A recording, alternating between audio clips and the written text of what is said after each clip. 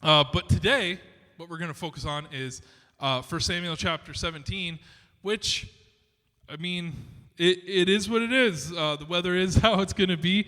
And today we have, this is probably the most well-known story in the Bible. I'll just say that. Because whether you've been to church or not, you have heard about this story. In fact, there's probably people out there who don't even realize that this is a Bible story. That's how mainstream the story is. That being said, it is also widely misunderstood. We often hear it presented as the underdog story and how David is the underdog in this situation. He's going to overtake Goliath. How about instead what we do is we say, let's forget whatever our culture says, whatever the world says about the Bible, and instead we go into it and we say, what does the Bible have to say about the Bible? What does the Bible actually have to say? And why don't we take that at its face value instead of trying to take it at whatever has been presented to us in the past? Because I think as we get into it, you're going to notice there are some things that are different than the way that we traditionally hear the story of David and Goliath. And so let's start into it. First, we have they're setting the stage. Now the Philistines had gathered their forces for war and assembled at Soko in Judah. They pitched camp at Ephes Dammim between Soko and Azekah. Saul and the Israelites assembled and camped in the valley of Elah and drew up their battle line to meet the Philistines. And the Philistines occupied one hill, and the Israelites occupied another, and the valley lay in between them. Why did they do this? Because this is a very good strategic point, right? You want to make your enemy fight uphill at you. And this is also part of why we're going to see that this turns into more of a siege than just a straight-up battle, because no one wants to fight uphill. That's a really bad idea. You're gonna take massive casualties. It's a bad idea to do this. So both of them are kind of camped there and showing their might. And it says a champion named Goliath, who was from Gath, came out of the Philistine camp, and his height was 6 cubits and a span. This is roughly 3 meters, which is tall. It's like taking Rebecca and stacking another Rebecca on top of her. Okay? It's really tall. And what's strange to me about this part of the story is that this seems to be like one of the more contentious parts. How tall was Goliath? And yet we know about that guy in the Ripley's Museum who was, what was he, like 8.5 feet? He was crazy tall because he had that genetic disorder that meant he just kept growing. He didn't stop growing. And I say to myself, what if that was Goliath? What if Goliath had a very similar thing? There's no reason to think he couldn't reach that height. I don't understand why that's the contentious part about this whole story. But it seems to me, no, he was probably only he was only a shack height tall. He wasn't like crazy tall. And it's like, look, either way, I'm not sure if you've ever seen Shaq. I mean, he's 7 feet and he makes me feel like a tiny. Or Andre the Giant, he was only like 7 something, and he made everyone look like a little tiny dwarf. So just picture in your mind someone even bigger than them. This is a huge individual, and there's a reason for that. There's a reason why this man is so feared. And again, I don't think that is the most contentious part, but we're going to read here about his armor. It says he had a bronze helmet on his head, and he wore a coat of scale armor of bronze weighing 5,000 shekels, which is roughly 125 pounds. So we're just talking about his armor that he wore on his chest. That is a lot of weight. 125 pounds of bronze. That's a lot. He would have to be a large man just to support this, but it gets better. On his legs, he also wore bronze greaves, and he had a bronze javelin slung onto his back, and he had a spear. The shaft was like a weaver's rod, and its iron point weighed 600 shekels, which is about 15 pounds. He basically threw a tree at someone with a sharp end. He had a big old spear. Actually, no, it was a spear. You didn't throw the spear, you thrust the spear. But either way, he's hitting you with a tree. This is a terrifying weapon. And his shield bearer went ahead of him. And Goliath stood and shouted at the ranks of Israel, Why do you come out and line up for battle? Am I not a Philistine? Are you not the servants of Saul? Choose a man and have him come down to me. If he is able to fight and kill me, we will become your subjects. But if I overcome him and kill him, you will become our subjects and serve us. And then the Philistine said, this day I defy the armies of Israel. Give me a man and let us fight each other. On hearing the Philistines' words, Saul and all the Israelites were dismayed and terrified. This is probably a twofold strategy. Number one, yes, champion combat was a common thing that actually happened because guess what? No one wanted their entire army to be slaughtered, right? Because they knew no one wants to die. So champion combat was a thing. And so the Philistines are sending forth their champion. The other thing is that oftentimes what would happen in a combat of champions is that if you lose and you're on the losing side, are you just fully willing to be like, well, I had no say in it, so I'm going to go subjugate yourself? Or are you going to allow that to draw you into a further conflict that the other side is unfortunately going to have the advantage, right? This was a common thing that would happen in ancient warfare. So it was twofold. He could win the day, and he's also trying to goad Israel into a conflict, right? He's defying them. He's defying their God. He's trying to show their might and how mighty he is. And of course, upon seeing this giant of a man wearing this tank for armor, Saul and all the Israelites were dismayed and terrified. As you would be. That's a terrifying sight. The tallest person I think I've ever met in my life was 7'5". And he was lanky, and that scared me. It was the first time I ever met someone where I had to look up. It was weird. I was like, oh, my neck. Like, what is this? It was wild. And I can understand their dismay, their terror. And that is the stage. I'll leave it there because we're going to get into why this is so important. Now it says David was the son of the Ephraite named Jesse, who was from Bethlehem in Judah. Jesse had 8 sons, and in Saul's time he was very old. Jesse's 3 oldest sons had followed Saul to war. We've read about these boys before. Firstborn was Eliab, second was Abinadab, and the third was Shammah. David was the youngest of 8 sons. So the 3 oldest followed Saul. But David went back and forth from Saul to tend his father's sheep at Bethlehem. Remember, we read about this at the end of chapter 16. David has now entered Saul's service. He would come and play the lyre for him to make sure that the spirit that tormented him would be taken away. Apparently there's a real soothing power to music, people tell me, is what they say. And so David, this was David's role, but David wasn't like full-time living at the palace. He wasn't full-time living up in Hebron. He was instead traveling back and forth. And if you look on a map, Hebron to Bethlehem, that's not an inconceivable journey. It's pretty. The whole thing is inside of Judah, and it would have been familiar territory for David. So it makes a lot of sense. But it says, for 40 days the Philistine came forward, and every morning and every evening he took his stand. Now, this may seem like a lot of time to sit there and just hold your lines, but this was, again, a common battle tactic. It was a tactic of attrition. Who is going to lose the most forces first, right? You're straining things like supply lines. You're straining things like soldiers' morale. Over time, people, maybe you're less resolute in your determination to fight back. So this was really common to have a longer sieged out mentality. We like to watch it in the movies where they just show up and they clash and it's over. That's not how ancient warfare worked, because when you show up and clash, both troops are fresh, both troops have a lot of morale, and that's how you end up with a lot of casualties. It's a bad idea.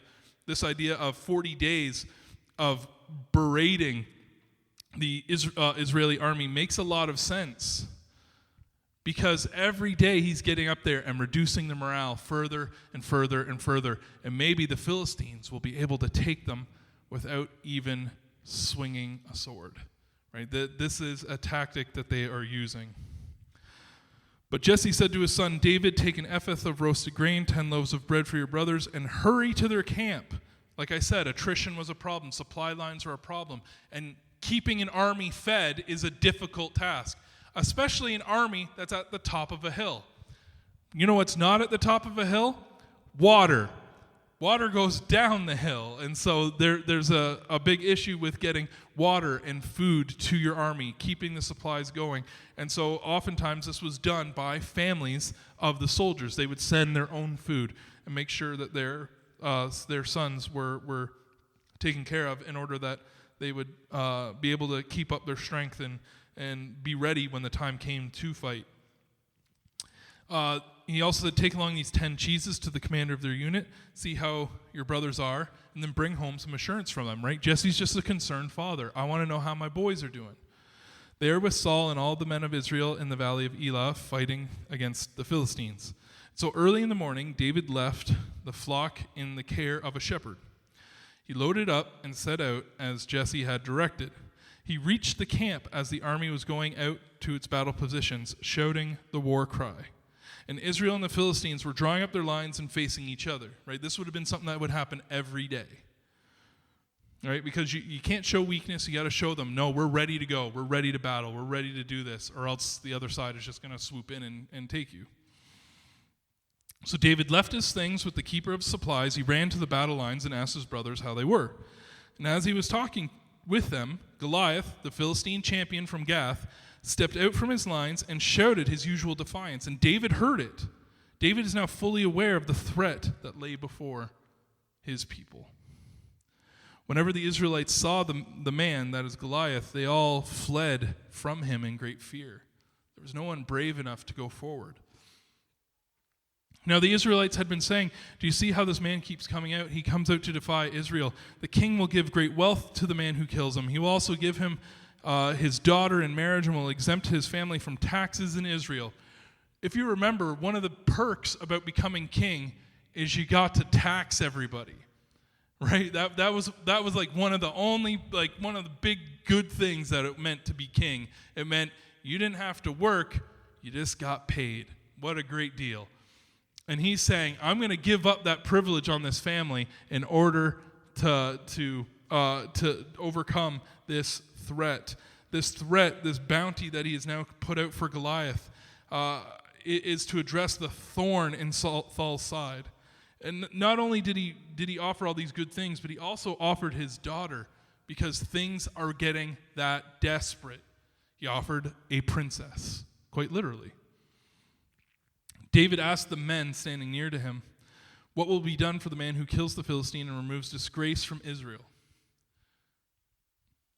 Everyone else is talking about the bounty, the great wealth, freedom from taxes, and marrying Saul's daughter. And what's David ask? How do we remove the disgrace from Israel? Who is this uncircumcised Philistine that he should defy the armies of the living God? David seems more concerned with the status of how Israel is perceived in the world than receiving glory or prestige for himself. See, David is a true believer. Whether he was extremely pious or not, it's irrelevant. His first concern is God. And he did the original. It's think not about what God can do for you, but what you can do for God, right? I don't know which president it was that stole that and turned it into a slogan about your country. Was that Reagan? Kennedy. Right, yes. Now, as soon as you said that, I could play the Rolodex in my mind, and I could see his face saying it, and I was like, right. Right? David isn't looking for God to come and save him. David is saying, I want to do this because I love God, I believe in God, and I want to do this to show that you need to respect God. That's an amazing difference of opinion, because oftentimes, as I've said before, we like to go before God and say, God, why aren't you doing this thing? God, why aren't you saving me? God, why aren't you helping me through this? Instead of saying, God, what can I do for you in order to advance your agenda? What can I do for you in order to advance your name? That was David. They repeated to him what he had been saying, and they told him, this is what will be done for the man who kills him. Now, I love this. And verse 28 is completely understandable if you grew up with brothers, which I did. So I totally get what's going on here with Eliab. says, when Eliab, David's oldest brother, heard him speaking with the men, he burned with anger at him and asked, why have you come down here, and with whom did you leave those few sheep in the wilderness? I know how conceited you are and how wicked your heart is. You came down to watch the battle. Remember, Eliab was there that day. And when he saw Samuel pull up with the cow and the horn of oil, he knew that a new king was about to be chosen, and he was passed over. The oldest son, the heir to the clan of Jesse, was overlooked. Anyone that has a brother knows exactly what's going on here. Right? There's a lot of hostility between brothers, and we're not exactly sure what Eliab was there to fight for. Was he there to fight for family honor? Was he there to fight for the honor of Israel? We don't know. But what we do know is that he's still harboring some bitterness in his heart for David. Now, what have I done? Said David. Can't I even speak? He turned away to someone else, brought up the same matter, and the men answered him. What David said was overheard and reported to Saul, and Saul sent for him. And David said to Saul, let no one lose heart on account of this Philistine. Your servant will go and fight him. And Saul replied, you're not able to go out against this Philistine and fight him. You are only a young man, and he has been a warrior from his youth. Now remember, you became a man in Israel at the age of 12. David being a young man, he's probably in his teen years. He's not a very old man at this point. And in fact, this point is going to be raised up later when Goliath looks at him and says, you're barely not a child. Like, you're basically a child. What are you doing standing before me? Why is this a significant deal? We have a war veteran on one side of the field. Hardened, probably covered in scars from all the different battles that he's been in. This man has fought. He knows the art of war. He knows how to kill. He is ready. David, fresh-faced farm boy, shows up and says, I will go and fight him. Now, this is one of the points that I think often we get wrong. We talk about David as only this fresh-faced farm boy, and we say, well, look, he had no skills, he had no abilities. But what does David say? David said to Saul, your servant has been keeping his father's sheep. When a lion or bear came and carried off the sheep from the flock. Okay, picture this in your mind if you can as I'm reading this. So a lion or a bear comes and grabs the sheep.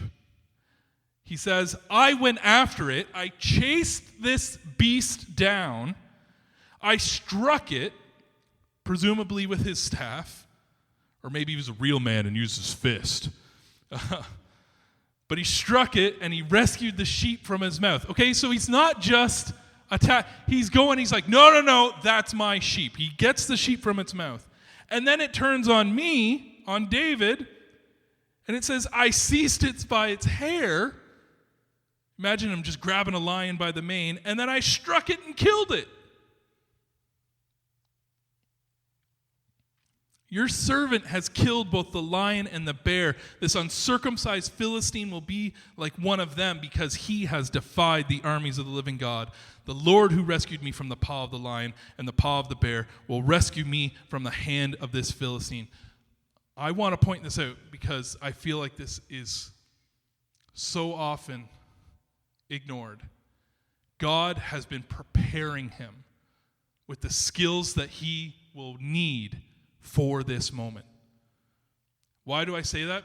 We had a phase in our Christian history. We've had many phases in our Christian history where we'll just say, well, God can do it. God will provide. We just have to have the faith. And so we sent people completely unprepared into incredibly dangerous situations. And many, many people have died as a result. Instead of looking at our lives and saying, what has the Lord been preparing me for? I chose to honor God. I chose to serve God. And God has been leading me through this life, and he's been leading me to a moment. He's been leading me to something. What is he preparing me for? David is not going into this like a fresh-faced teenager. He's going into it as someone who has had to fight, who has had to kill, who has had to come at an enemy, who has fought him wildly. Right? Humans don't fight humans the same way animals try and kill us. There's a difference. And yet David has been prepared. He is getting prepared by the Lord in order to do combat. So Saul said to David, "Go and the Lord be with you." Now, if you're of the mindset that this is, of course, the first time David has met Saul, you would be like, why on earth would the king agree? But of course, this is not the first time David has met Saul. David has been employed by Saul, and Saul knows very well that the Lord is with David. And so when David says all these things and says, no, the Lord has been preparing me, the Lord has been doing these things for me, the Lord has been setting me up for this, he goes, I know the Lord is with this kid. I'm going to trust him.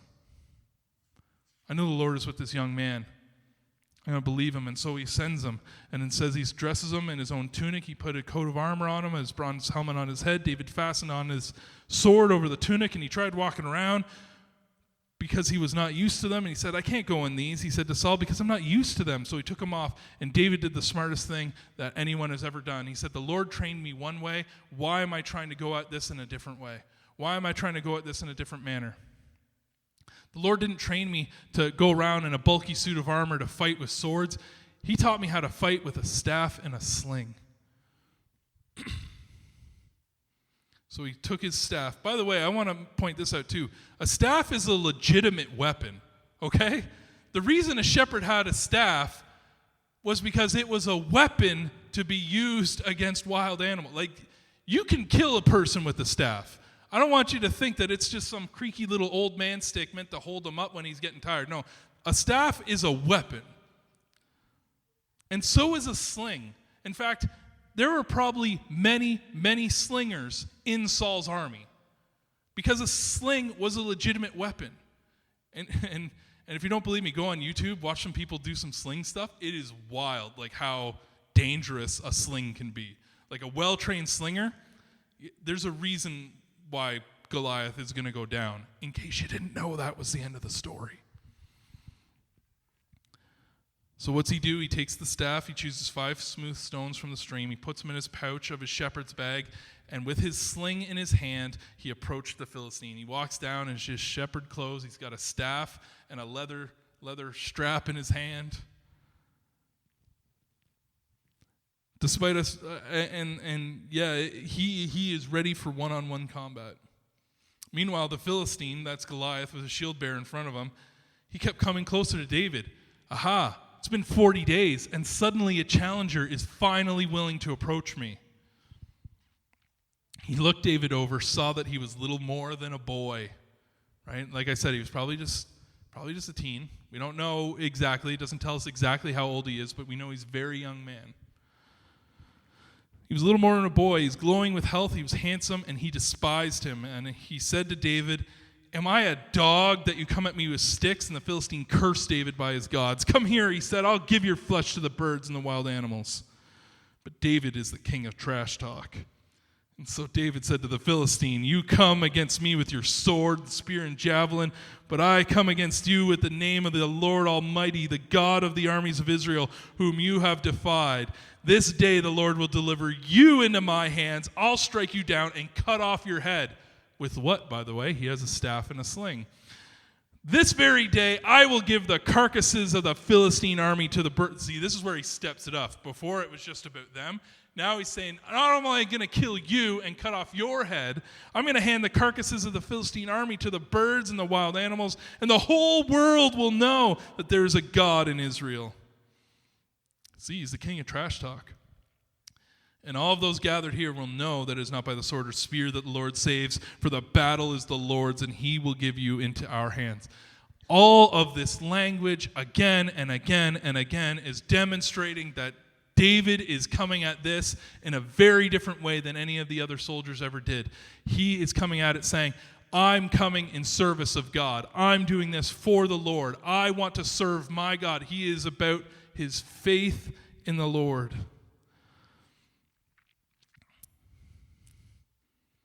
And he's calling out their whole army.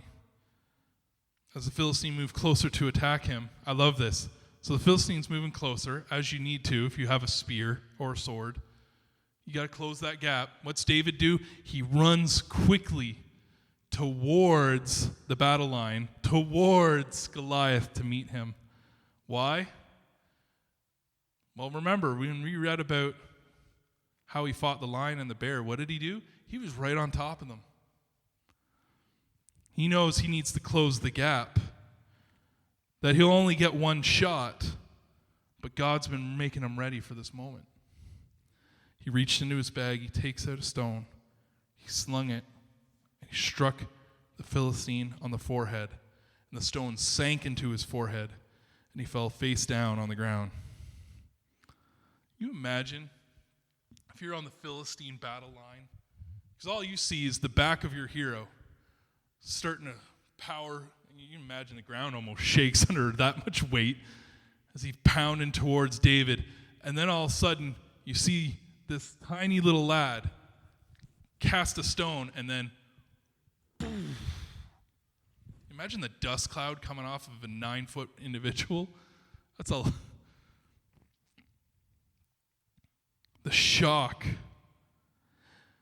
Also, I wanted to make this point too. We have no reason to believe that Goliath had his helmet off, and yet very often whenever we show this moment in art or whenever we kind of tell the story, we always kind of make it sound like he had his helmet off.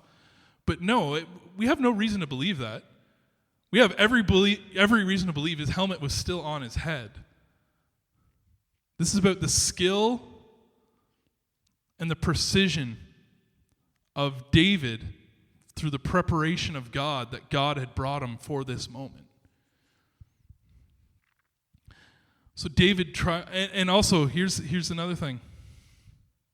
Who is Goliath's adversary in this moment? And this is why I say it's not an underdog story. Because the underdog in this situation is Goliath. Because Goliath isn't just fighting David. He's fighting God. This is not an underdog story. This is a story about faith and trust. Trusting in God and saying, God, I don't know how it's going to turn out. Did David have any assurance before he went into this? No. He didn't know if God was going to lead him, but what he said was, I cannot just stand here idly by while you decry the name of God. I can't just stand here and do nothing. I have to act. I have to do something. And if it means I have to step up, if it means I have to be the one that comes against you, then that's what I'll do. There's no promises, but I'm going to do it because it has to be done. And David triumphed over the Philistine with a sling and a stone. Without a sword in his hand, he struck down the Philistine and he killed him. You imagine the hush that fell over the entire battle line at that point? You probably hear a pin drop out there. And then what's David do? He runs over after this giant man fell over. He stands over him. He grabs the Philistine sword out, drew it from the sheath, and after he killed him, he cut off his head with the sword. The very thing he told me he was going to do. And then I have no reason to believe it, but in my mind, I always picturing him holding aloft to the Philistine army. It says, when the Philistine saw that their hero was dead, they turned and they ran. Then the men of Israel and Judah surged forward with a shout and pursued the Philistines all the way to the entrance of Gath. Remember, they're in the territory of Judah. They were pursuing them for a little bit. They came at them. And all the way to the gates of Ekron. Their dead were strewn along the Sherim road to Gath and Ekron. And when the Israelites returned from chasing the Philistines, they plundered their camp. David took the Philistine's head, he brought it to Jerusalem, and he put the Philistines' weapons in his own tent. And as Saul watched David going up to meet the Philistine, he said to Abner, commander of the army, Abner, whose son is that young man? Now, this says something more about Saul. David has quite literally been in his employ at this point for a while, and he still doesn't even know who he is. Whose son is that? As surely as you live, Abner says, Your Majesty, I don't know. And the king said, Find out whose son this young man is. And as soon as David returned from killing the Philistine, Abner took him, brought him before Saul, and with David still holding the Philistine's head, "Whose son are you, young man?" Saul asked him. David said, "I am the son of your servant Jesse of Bethlehem." We love to tell this story, and it's a good story. It's a great story. It's a story about overcoming great odds. It's a story of overcoming great adversity. It's a story of being brave and facing your fears. There are so many things we can learn about this story, but I think the most important thing that we can learn from the story is that when we put our faith in God, it means that we actually are called to action. We're called to do something. We're called to be something greater than we are. And we're called to do something great. It means we need to be ready to go through all the preparation that God has set before us. And it means that when the moment comes, that we'll continue to trust in God with no assurance. We'll just say, "Lord, I do this for you. Whether my death or my victory, I trust you, O Lord." How many of us feel that we're in that position right now? That's a difficult ask. That's a big ask. And yet, we see that God rewards the faithful. God will be there for us. He's shown us time and time and time again that if we put our faith in him, it is not faith that is misspent. That is a really good investment. If you're going to put your faith in anything, put your faith in God. Trust him. And he'll see you through. He'll make sure you know everything you need to know. He'll make sure you have every skill you need to have. And he will carry you through. He will see you through to the victory.